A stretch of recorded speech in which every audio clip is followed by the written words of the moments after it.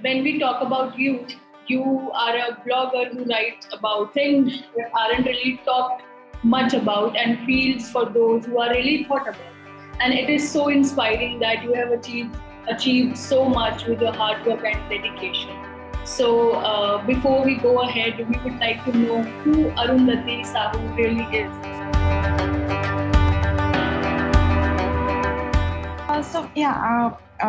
Talking about my profession, I'm a management professional, by my job, by the day. But so writing is something that I started, I don't know when. I think when I was a very young kid, I think I started writing. Initially, it was all about babbling and, just like scribbling my thoughts out. I used not to speak much. And I used to get this intensified emotions. They feel like, you cannot just talk about them because then the seriousness of the topics, they diverge somewhere in the verbal discussions. So that's where I started writing, and ever since I have been, that journey still continues. Some of it were lost, some of it are published, some of it, are kind of accumulated. I am a very simple person that way, belonging to, a small village in Odisha, in the Puri district, nearer to Jagannath Temple, and there is nothing a lot about me per se, but as a writer, I like to see things very differently. Got my in my education, got my postgrad from NITI Mumbai.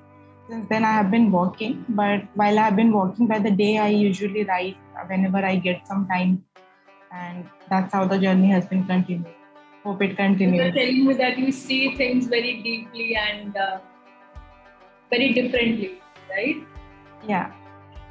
That's great. That's great. So let's talk about your book, Identity, a mere play of gender, status, and aesthetics. So my first question to you, Arundhati, is that your book describes the people's outlook towards the third gender.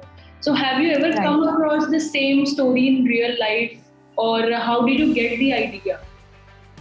So it was not a real life story per se, but if you remember, there was an advertisement actually on the, where the third gender don't usually get to go to school.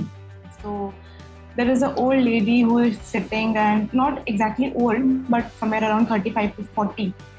And she is basically belongs to third gender, and he's like, I cannot go to school when the school bell rings. And that was the trigger point. I would not say that was the only thing that drove me towards it. But after that, whenever I used to travel, I have always seen, third gender is never looked at with the same empathy as we look at others. For example, if a beggar comes, okay, we would be treating them with empathy. Or if a child beggar comes, for that matter, we would be like, oh, it's such a kid, small kid, and he or she is begging, and we get that sympathy from within. But when a third gender comes, we actually deprive them of a lot of opportunities that are there. We deprive them, and then when they come to beg us, we disrespect them. So that was something which I noticed very deeply after incident, and that was what triggered, so that was a major thing for the book. And Arundhati, from the title, anyone can understand that it's a thought-provoking story. And do you really think that people will be able to relate to social issues of the third gender? Actually, if you, I don't know how far you have gone, in reading the book, but if you actually read the book, it is not just about third gender. While they experience these things very intensively, but it is also about, in some parts, all of us. Like, the rejection that we face, the kind of, sometimes all of us, I think we all feel like we don't belong here. Or, we have a very different world. We have our own understanding, our own thought process, and we are often misunderstood.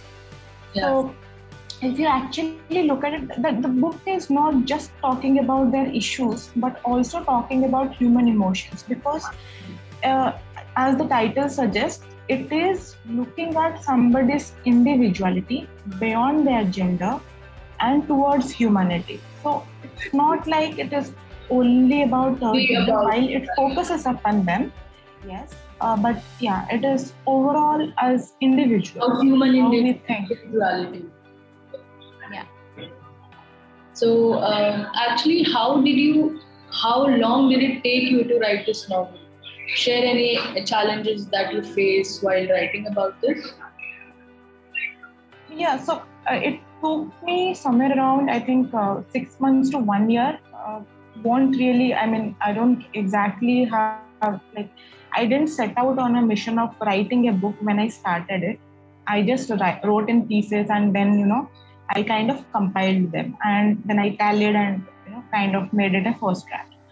But yeah, the challenges were actually many, because, you can see my character choices are not very common characters. Like, one is a eunuch, the other one is an aged prostitute. So those are not the people who you look upon in our society. Yes. Right? Which is wrong, which is very wrong, that we don't look upon them. But you don't find them. You cannot go and talk to them just like that. So, and somewhere there is also a fear from us. You almost every time see them as a different entity or different individual. Yeah. Just don't really and connect also, with them or relate to them. Also, for them to trust you, and especially when you are going as a writer, for them to trust you, it is very difficult, because they would think what kind of a story you are going to portray, because they don't really know you anymore, right? Because the way, the hostility that we have shown towards them, they are right in their, reservations. So that's why I used a lot of documentaries, a lot of writings, a lot of, these articles come up, and the research articles, stuff like that. I used a lot of that to write. But yeah, somewhere or the other, and usually what happens for me, especially in writing, I get so engrossed in the character that sometimes I try to act out like them. So yeah, so that becomes my challenge while writing a story, because I usually write intense emotions, and then, when you start to act out like that, so I usually take a break in between and calm myself down, and then again sit for writing. And in terms of challenges, yes, the real communication was a challenge. Okay. To depend a lot on the data that is available on the web. So yeah. So have you actually really talked to any of them, or really gotten a chance to No. see or actually know what they are about to say or they want to say? No, actually, a face-to-face communication I have not been able to do. It was all in the, the videos and the articles and stuff like that I followed for my writing.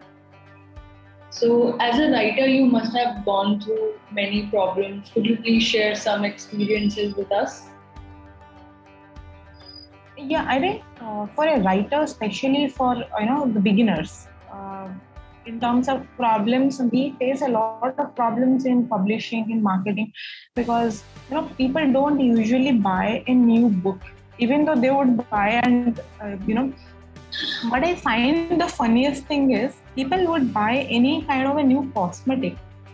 They would want to experiment on that, and they would spend money like crazy on that. And this also is being taught to me by my management course, because I see people, they are very open to spend money on cosmetic products, on cosmetics or on food, not on books or get it wrong. But it becomes really, it needs a lot of push for them to try out a new book. I don't really know why. People would go buy, watch a movie in theater, but they don't usually like to read a book of a new author. So that is something, yes, which is a challenge. But yeah, I think these kind of books will also take its own time, because I cannot push it. Like, it is not a nighttime story, or it is not it's something that makes that needs the reader to have patience. So that's where I am also doing my bit. But yeah, those are the challenges of getting people to read it. Okay, so have you started working on your next book? Yeah, actually, I have started working on my next book. It is again on a very different genre. So it's about death. Okay. It's about death. So the kind of importance that we give to death, we don't give the same kind of importance to life. Yeah. For example, until the point that somebody is alive, we don't really get their value. We often take them for granted. But when they're dead, we actually, kind of start missing them. So that book Then is only we somewhere start valuing the relationship or that correct. person who is dead. Yeah. So that book starts from there, and it is about the 12 days of rituals that we have, and kind of mixing culture, emotions, and traditions. So yeah, I'm currently writing that book. And it is again a very deep topic. So Yeah. good luck with it. And Thank you. Arundhati, who is your favorite author and which genre you would like to read most of the time? So actually, on genre, it completely depends on my mood. I read a lot, so uh, I like the works of Mitch Albom. If you have ever heard of him, his book is, I think, his the maximum that he read book of his is Tuesdays with Mori. So it's also of a similar kind of a storyline where he talks about after graduating, the kind of dreams that we have when we are students, and the kind of individuals that we become that after we get jobs. So yeah, thank you so much for having me.